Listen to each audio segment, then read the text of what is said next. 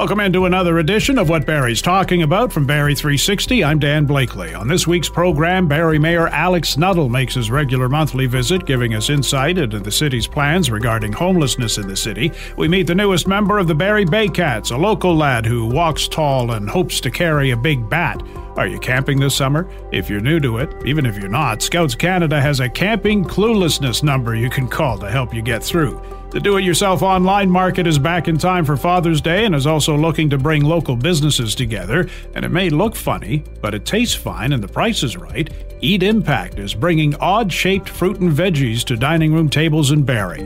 But first, can't remember a time it's been this smoky in Ontario. Environment Canada's forecast for the end of this week makes no mention of sunshine, clouds, or even a mix of sun and clouds, just widespread smoke. In 40 years plus of broadcasting, I've never seen a forecast like that. We're coughing, our eyes are watering, it's worse for some than for others. Barrie 360's Will Konken reached out to Dr. Emil Prikryl at the Simcoe Muskoka District Health Unit for advice in dealing with the smoke and its effects. There's been a smoky haze for the past little bit, especially today, coming from forest fires out in Quebec, I believe. And it's filling the air in Barrie with an air quality advisory in place for the region. And Barrie, maybe to start, which population is more susceptible when the air quality is poor, like this? Certainly, everybody is at risk, but there are certain higher risk populations, namely younger children, older adults, pregnant women as well, and also people with pre-existing heart and lung conditions in particular. People with diabetes and other living with cancer and other chronic conditions are at slightly increased risk as well. It seems everyone should be kind of cautious when the air quality is like this. What are kind of maybe the overall do's and don'ts when it is like this? Yeah, I mean, the best way to protect your health is to reduce your exposure to wildfire smoke as best you can. There are many ways to try to do that, though. It's not realistic to, stay indoors 24/7 for most people. But paying attention to the air quality health index, because that does change over time, that's important. So keep an eye on what level we're at. We're at moderate right now, for example. Limiting outdoor activities, especially strenuous physical activities.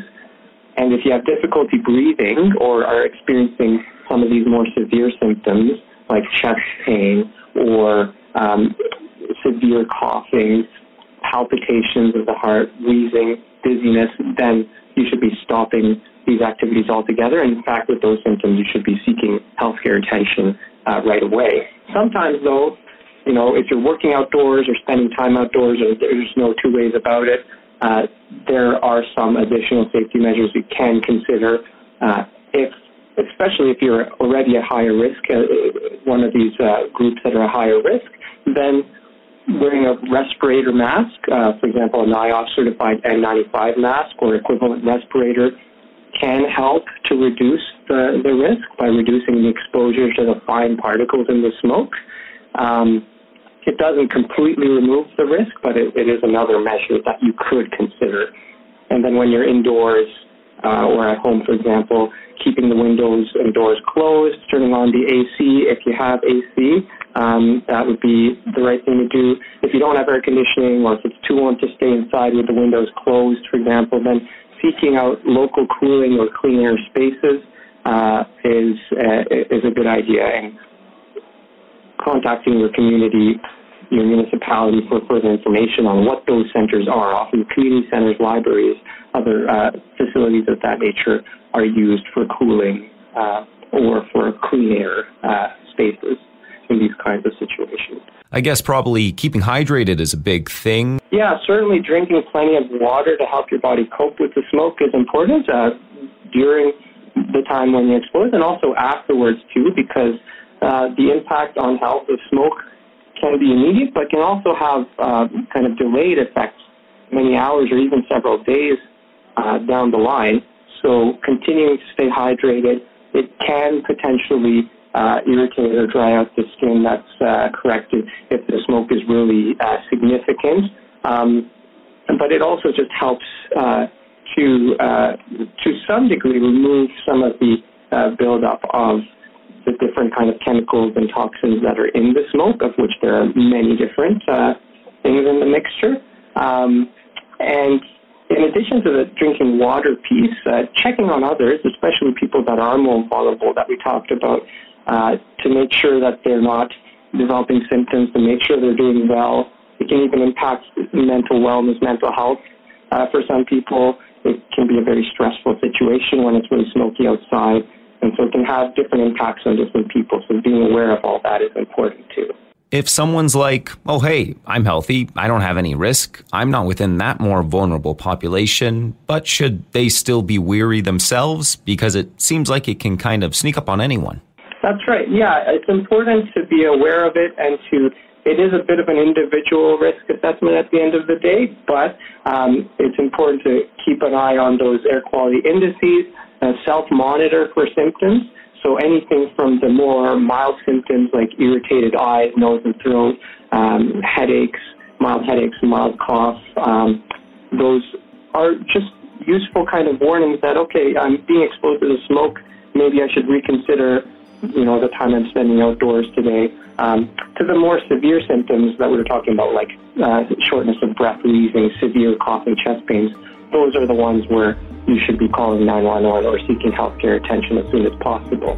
So everybody should be keeping an eye out for themselves and for others for those kinds of symptoms, and like you said, staying well hydrated and keeping up to date with the advisories around the air quality. Lots to take into consideration, to be sure, over the next few days. Be careful out there.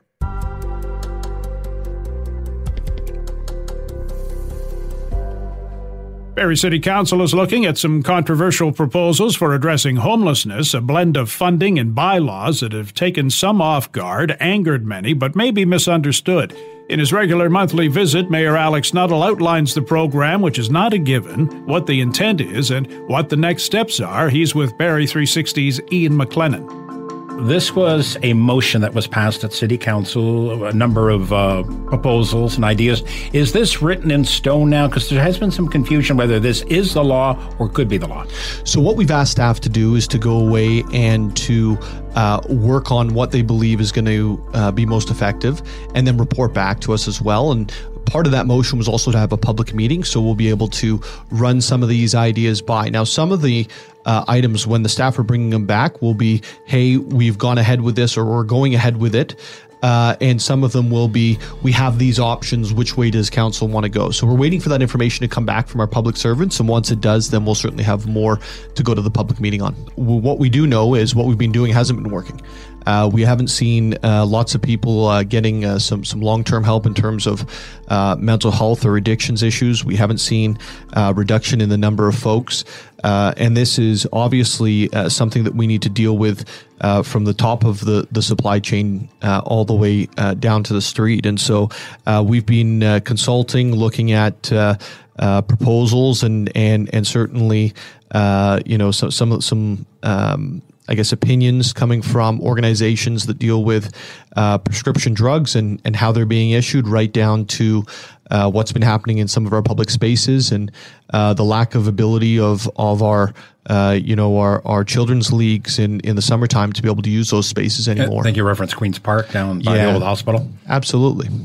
Some of the issues that were said, was how much consultation was done. I know there's going to be a public meeting with some of the service providers when drafting this motion. Was there chatter with them or? Yeah, so we spoke with quite a number of them. I think it's probably difficult to say that we spoke with all of them because that just wouldn't be true, and there's so many. But certainly we've spoken with quite a number of our local service providers from, the Busby to Elizabeth Fry to John Howard and others and organizations that represent many of our local service agencies. And that's where the requests, I think, were coming in with regards to the heating and cooling center and funding that heating and cooling center in a more permanent way. It's been sort of, haphazardly done to date. And so going forward, we need to make sure there's sustainable funding so that it's predictable, easy, and folks know where and how to use and access that service. It's the same with the Salvation Army. We were receiving requests for help getting the food together for lunches and dinners, etc.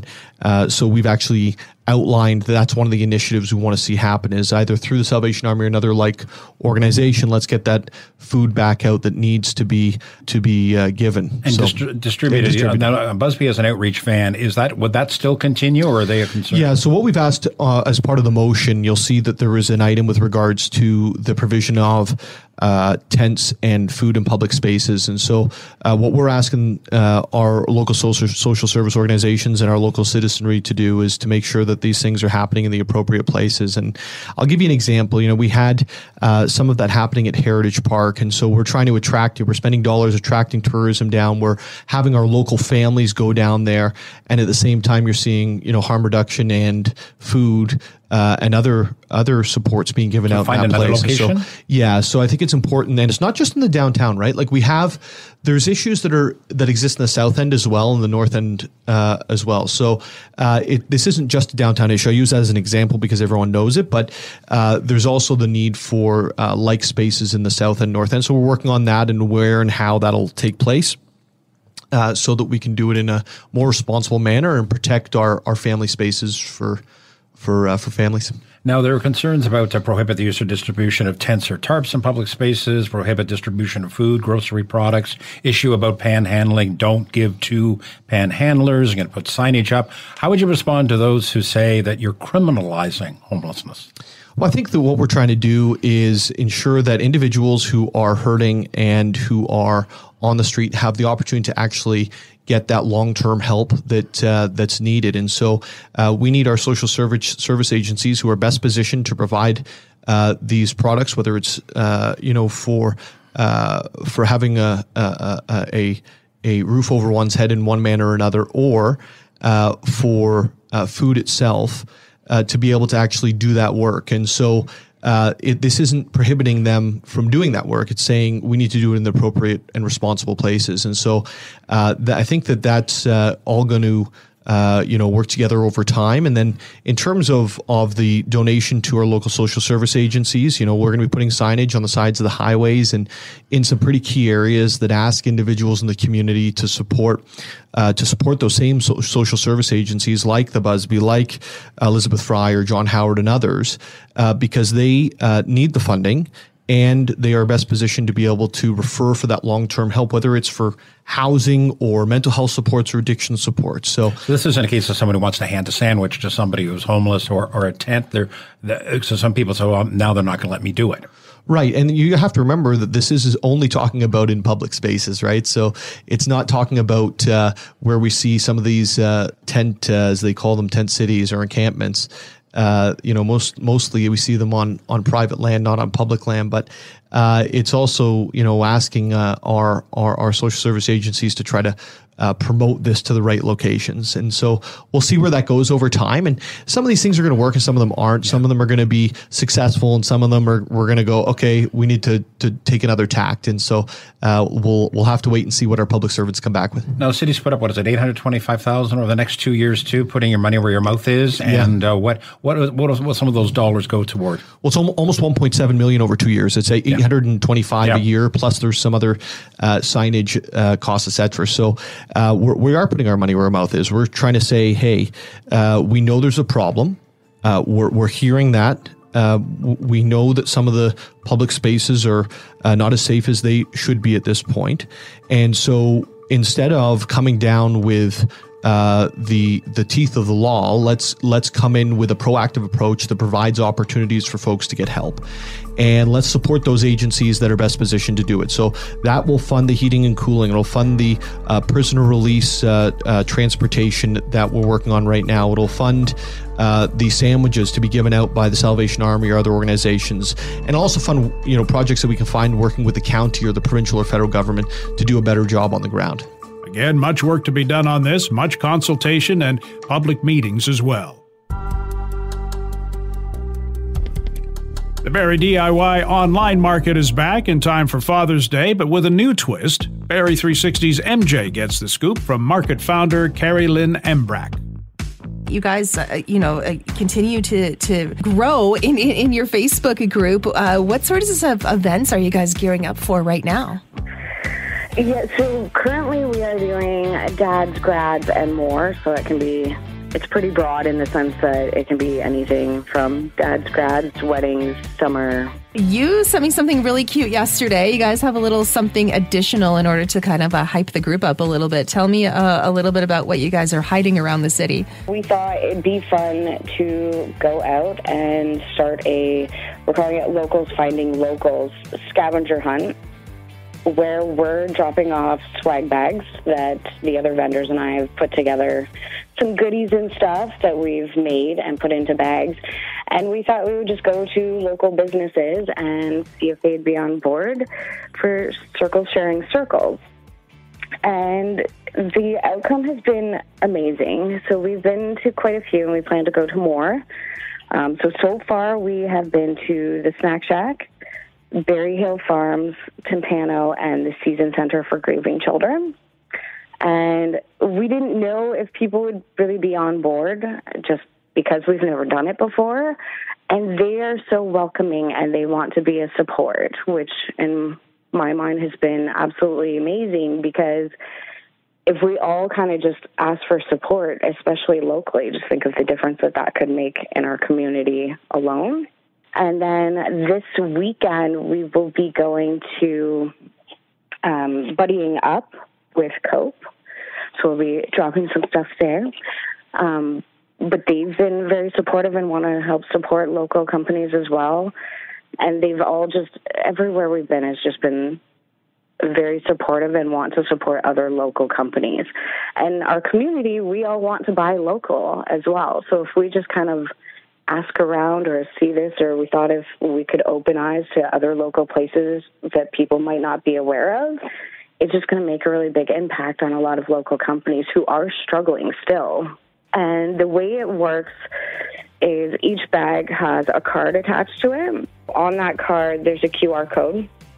So when you find the bag, you scan the QR code, and then you post a photo of what you found, and then you tag that local business in our market. So the QR code brings you directly to our market. And so the purpose of that is our members will see those local businesses within our community, and on their end, their members will see our market as well and our vendors as well. So we're sharing our circles of people so that there's more awareness about all the amazing local businesses that are here. You can access the market on Facebook at DIY Market Online.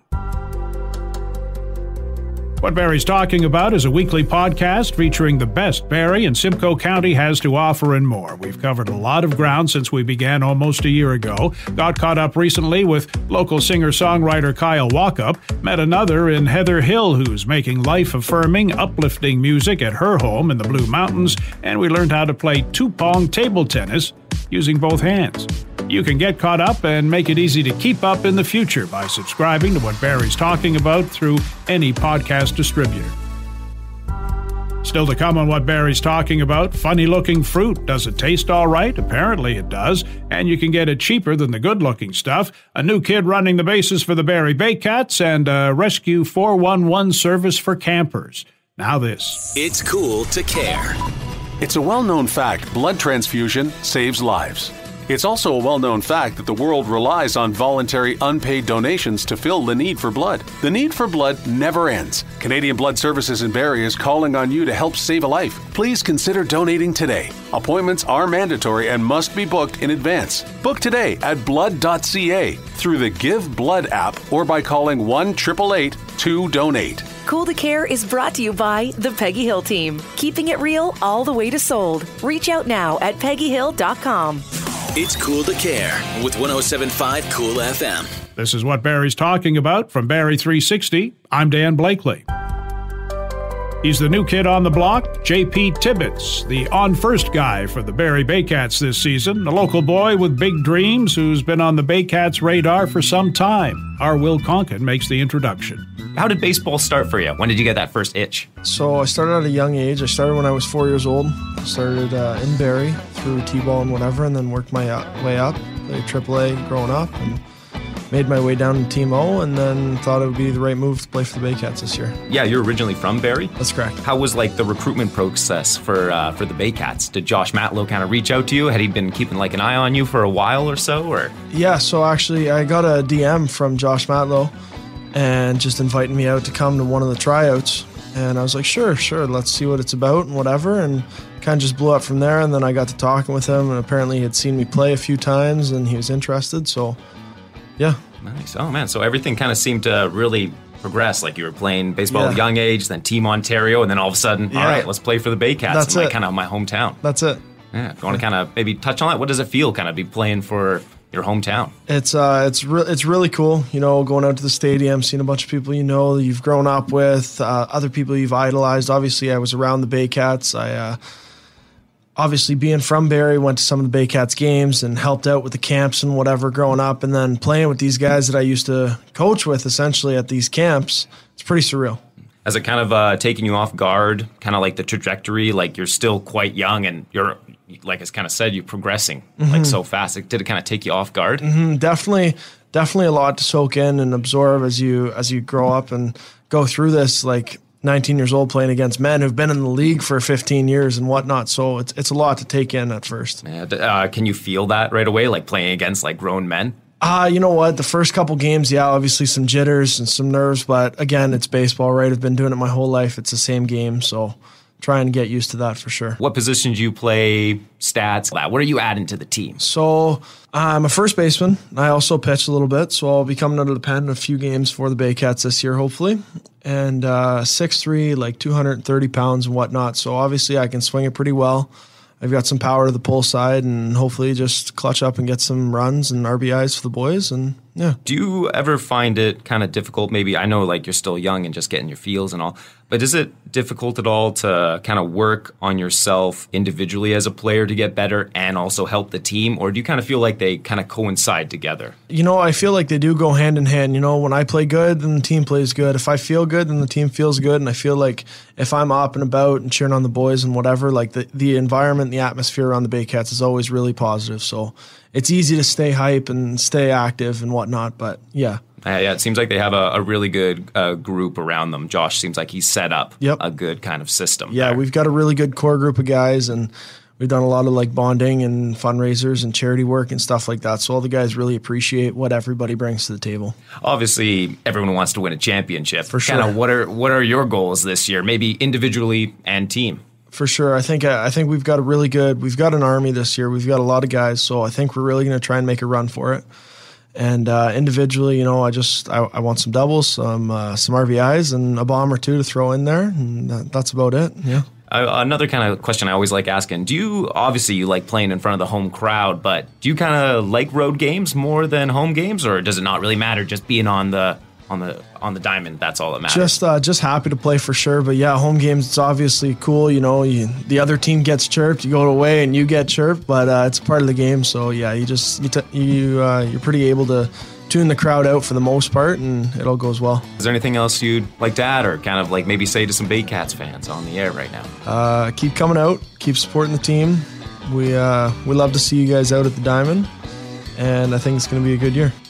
The Baycats enter this week's action with a 4-4 record.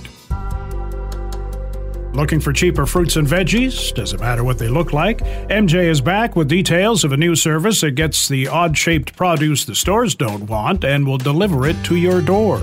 She's with Eat Impact's Anna Steging. What is Eat Impact exactly? We are a produce box, so we enable farmer-led eating, and we source imperfect and surplus produce that's at risk of going to waste, and that's how we curate our weekly selection. So our customers customize their box to make sure they receive items they love, and it's about 40% off what you'd find at the grocery store. Nearly 60% of all food produced in Canada goes to waste, and it's a massive and complex problem, and results in about 10% of all greenhouse gas emissions. So we're trying to build a sustainable food system. A lot of the systems from the fact that people are so used to, their apple being perfectly red and round, or their banana being a certain size, or all that kind of stuff. Has it really, I guess it is a problem where people just think that if it doesn't look great, it doesn't taste great. Well, we've been conditioned by the modern grocery store to expect a certain type of produce that looks a certain way. But realistically, most produce that's grown does not look that way. So because of this, grocery stores don't want food that maybe looks a little bit funny, but it's perfectly fresh, it's delicious, sometimes it's even more nutritious. So we source all that type of produce, and that's why it's at a discount for customers. And with food inflation costs right now, it's a really important problem we're trying to solve, where we're getting local people access to better food for less money. And if people were to sign up, say, for a box, what can they expect to receive? Well, we have a whole bunch of different boxes. We have a small mixed, a medium mixed, a large mixed. We have all fruit, all veg, all organic. And then we basically reach out to our farmers and our vendors, and we ask what's available that week. They let us know, and that's how we kind of build our boxes. But then everything can be swapped for something else. So, we have a bigger list than what you just see that goes into the box. And then if you don't like mushrooms, you can just swap it out for whatever you want. Is it also an opportunity for people to maybe try a vegetable that they never tried before? Absolutely. And then you also might get something that's, completely different than you normally see. Like most of the carrots we get are very funny, but there's nothing wrong with them. That's what's so great about it. And then I think one of the biggest takeaways we're getting from just talking to our customers is they're eating a lot more fresh produce, just being part of this program. You guys are fairly new to delivering up to our area where we are, correct? We are, yeah. We're actually a very new company in general. So we started just at the end of last year. Where did you first start off? So we started off just working with local farmers and doing local produce. And then we realized how much of a problem food waste is. And that's why, and how much of a problem food inflation is just for people in general. So we kind of tried to merge the two issues and create a way for people to eat more sustainably. And sorry, that is where you guys get your products, right? From local farmers in the area? Local farmers and local distributors. Once you get your box and everything's good and you unpack it and everything, what's involved when it comes to the packaging and everything? I know that's something that people might have issue with, there's cardboard boxes and carbon emissions to get it over to them. Everything we use is recyclable. We're a zero waste business where we deliver in cardboard boxes, but we pick them up the next week and we reuse them. And then, if they're in good condition. And then we also say it's okay to recycle them as well, but we never use plastic. We use craft paper tape in our packaging as well. And then all of our routes where we, with our delivery drivers, are optimized to reduce kilometers and emissions. We also donate to different tree planting organizations based on the kilometer usage to prevent greenhouse gas emissions in that way. On the bottom of your website, I just saw it: save money, help fix the food system, and get a vegetable that'll make you laugh. Because we've all seen a turnip that doesn't look quite right. Yeah, exactly. You want to take advantage of this? Head to eatimpact.ca. Camping can be an adventure, especially your first time out. Unexpected adventures like animals helping themselves to your food, bad weather, bug bites. Scouts Canada has a new service for the uninitiated and for more experienced campers too, a camping cluelessness hotline. Our Ian McLennan is with Scouts Canada volunteer Matthew Coe. So, camping cluelessness, there's a 1-844 number for that. I'm sure there's people out there listening going, yeah, that's me. Why was this number set up? What is this call-in phone line that Scouts Canada is operating? Our Camptastic helpline is something we've just set up recently to help people who are, maybe going out camping for the first time, maybe just trying this out now that the weather's getting better, to call in and get some help on some of the most frequent camping mishaps that we hear about from scouts, and just help them through small problems that might come up while they're camping, whether it's I don't know what to do about this skunk that's coming through my camp, or one of my tent poles just snapped. What do I do? How do I deal with ticks? Or it's gotten dark and I'm not sure how to get my camp lit well again. So if you're out camping and you do have that cell service, you can reach out. And what happens when a person does call in and they've got a question or two or three? It's an automated helpline, so we've got prepared answers to 10 of the most kind of those most common camping mishaps that Canadians did tell us. These are the things that happen to me most, or the things that we've heard the most that people have said, this has happened to me while I've been camping. So we've prepared some answers ahead of time, and other volunteer scouters and even active scouts are the ones providing the answers in pre-recorded messages. And some of the lists too. You've got there's wildlife in the woods. I didn't know that, or bears, or oh no, it's raining now. What do I do? Those are some of the things. Yeah, definitely. Like all the different sorts of wildlife you might encounter, how to best deal with it, whether it's dealing with some critter walking through your campsite, or realizing something has been through my campsite, and thinking I should do a better job securing my food. How do I do this? So whether it's advice on how to keep your cooler from getting opened, usually what we do at Scout Camp is we'll set up the picnic table right on top of the lid. It might be something that simple, or it might even be how to set up what we call a bear hang or a bear bag, where you gather up all your food in a bag, throw a rope over a tree, and actually have your food suspended about 15, 20 feet off the ground, so that the only thing that can get at it is you when you need it. And before heading out, too, if you don't want to call in, there's a video series where from Scouts Canada, people can log in and prep ahead of time. There are, yeah. We've prepared videos on our YouTube channel that have all the same tips, really easily walking through kind of how to do these different things. Again, it might be setting up your campfire while it's raining, setting up your shelter while it's raining, and even if your listeners want to hear that voice, that calm, reassuring voice before they head out, by all means, call the helpline before you go. Now, I believe it was Ontario Parks indicated camping at provincial parks has grown from 4.3 million camping nights in 2014 to 6.6 million in 2021. Some say that's partly due to the pandemic, but is it people actually now wanting to get outdoors? They're discovering that, for their mental health and their physical health, et cetera, that this is the way to go to, discover the outdoors? Yeah, we found that as well. We regularly do surveys among Canadians about their outdoorsing preferences and where they want to go, and we have found the same sort of thing. Big increase in interest. Personally, I think it's definitely related to pandemic restrictions easing, people being able to go traveling again, but maybe being a little more careful about where they go, wanting to be in the fresh air. So trying it camping for the first time, and it's a great way to get out and to get out of your daily routine. But a lot of people trying this for the first time might not realize what they don't know, and we thought, we've been teaching inexperienced campers how to camp successfully for over 100 years. We've got this really unique perspective, so let's use that to help people out. So we set up this helpline to help anybody, even scouters and scouts, make sure that they have a great time while they're camping. Yep, no stupid questions when it comes to camping cluelessness, right?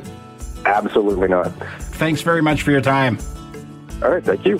The Scouts Camtastic hotline is 1-844-SCOUT-101.